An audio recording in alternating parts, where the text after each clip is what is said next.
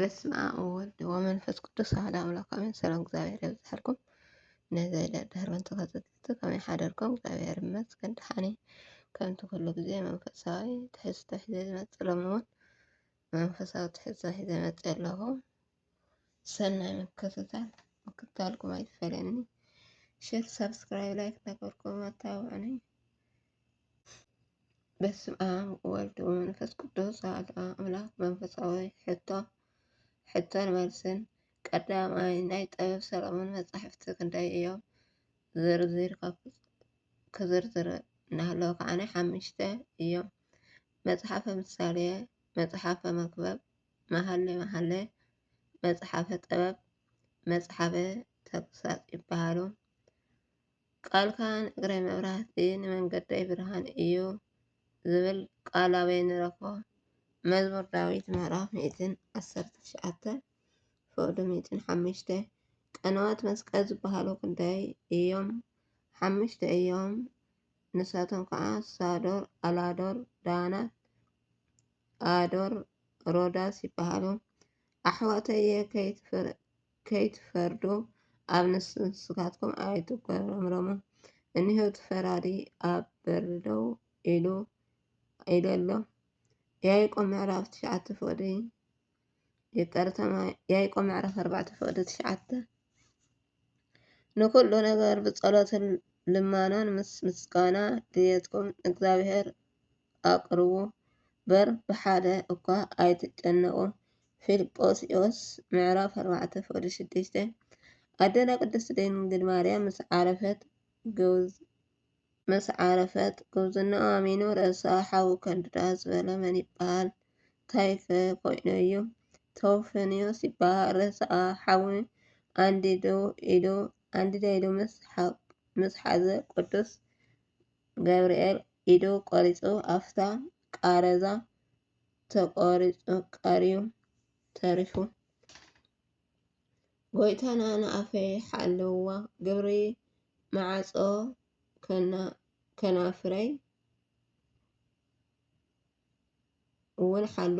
መዝሙር ዳዊት ምዕራፍ 141 ፍቅዲ 3 ኣቦና ኣዶን ዘይብሉ እንተይተወለደ ዝሞተ ኣቦ መን ይበሃል? እንተተይወለደ ዝሞተ ኣቦ መን ይበሃል? ኣቦና ኣዳም ይበሃል። ኣብራከይ ብጾም ደኪመን ስጋይ እውን ብቅብኣት ምስኣን ዓበረ። መዝሙር ዳዊት ምዕራፍ 109 ፍቅዲ 24 እምበኣርከ እቲ ክገብሮ ዝግባእ ሰናይ ነገር ዝፈልጥ እሞ ዘይፍጽም ንዕኡ ሓጢኣት ይኮኖ። ያዕቆብ ምዕራፍ 4 ፍቅዲ 17 ኣብ ጽዮን መለኮት ንፋሕ ቅዱስ ጾም ኣውጅ ዝተቀደሰ ጉባኤ እውን ፀውዕ። ኢያኤል ምዕራፍ 2 ፍቅዲ 15 ወርሕን ከዋክብትን ከይተጋጨው ምንቅስቃሶም ሓደ ንዓም ዝመርሕ ሓይል ኣሎ። ንሱ ድማ እግዚአብሔር እዩ ዝበሃል። ቅዱስ ኣቦና መን ይበሃል? ቅዱስ መን ይበሃል? ቅዱስ ኣቦና ኣትናቴዎስ ይበሃሉ። ኣታ ወደይ ኣብ ኩሉ ዕዮካ ትሑት ኩን። ኣብቲ ብእግዚአብሔር ቅብላት ዝኾነ ከዓ ከፍቅሩካ እዮም ዝብል ሓይሊ ቃል ኣበይ ንረክቦ? ጠቢብ ኢያሱ ወዲ ሲራክ ምዕራፍ 3 ፍቅዲ 17 ክርስቶስ ንሂወት ቤዛና ስለዝሓለፈ ንፍቅሪ ብዘይ ኢና ንፈልጦ ንሕና እውን ምእንቲ ኣሕዋትና ሂወትና ቤዛ ክነሕልፍ ይግባእ እዩ።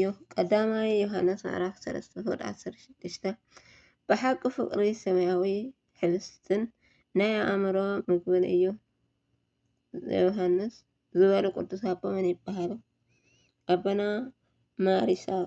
ማሪሳቅ ይበሃሉ።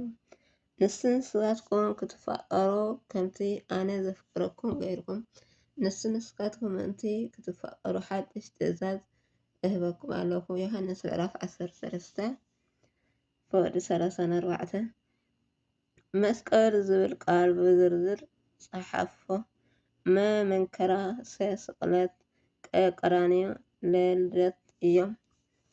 ኣብ ውሽጢ ከብዲ ዓሳ 3 መዓልቲ ዝፀንሐ ነቢ መን ይበሃል?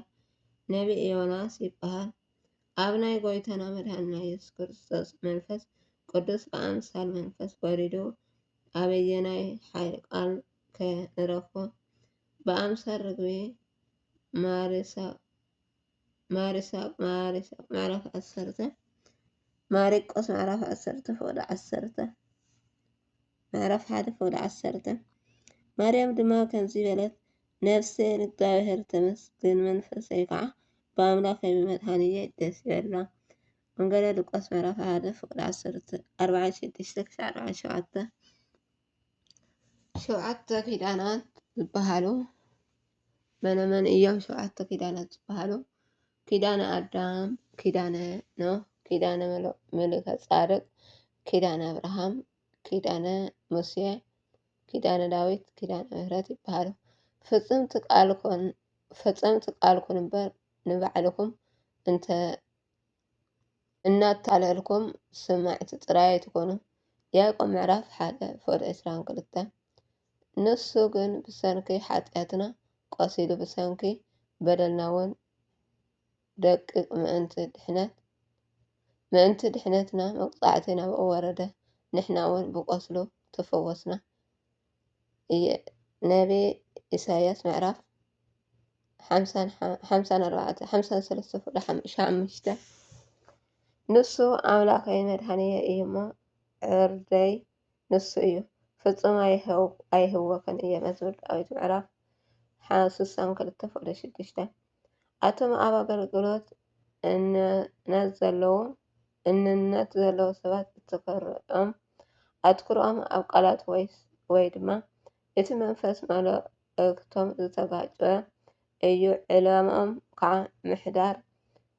ምሕደር በር ሰብ ናብ ንስሓ ምቅራብ ምስ እግዚኣብሔር ምርካብ ኣይኮነን።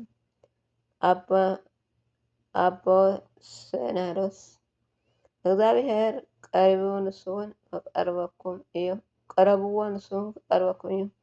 ኣቱም ሓጢያን ኣእዳውኩም ኣጽርዩ፣ ኣቱም ሰብ ክልተ ሓሳብ እውን ልብኩም ኣጽንዑ። ያዕቆብ ምዕራፍ 4:8 ኣጽዋማት ዝተባህሉ ክንደይ እዮም? ዘርዝሩ 7 እዮም። ንሳቶም ድማ ዓብይ ጾም 40 ጾም፣ ጾመ ሃዋርያት፣ ጾመ ፍልሰታ፣ ጾመ ነቢያት፣ ጾመ ጋህድ፣ ጾመ ነነዌ፣ ጾመ ድሕነት እዮም። ክፍኣት ዘበለ ኣይትግበሩ፣ ክፉእ ከዓ ኣይክበጽሐካን እዩ። ካብ ሓጢኣት ርሓቅ፣ ንሱ ድማ ንሱ ካባካ ክርሕቅ እዩ። ወደየ ኣታ ምድሪ 7 እጥፊ ፍደ